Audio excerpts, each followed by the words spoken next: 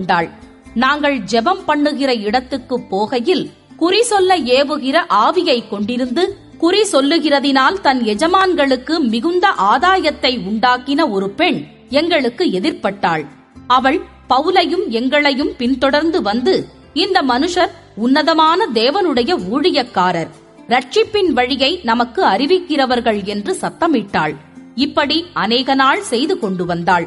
பவுல் சினங்கொண்டு திரும்பி பார்த்து, நீ இவளை விட்டு புறப்படும்படி இயேசு கிறிஸ்துவின் நாமத்தினாலே உனக்கு கட்டளையிடுகிறேன் என்று அந்த ஆவியுடனே சொன்னான். அந்நேரமே அது புறப்பட்டு நான் குறி சொல்லுகிறவனை சந்தித்த ஒவ்வொரு சமயத்திலுமே சம்பவித்த ஏதோ காரியத்தை அவர்கள் அடையாளம் கண்டுகொள்கிறார்கள்.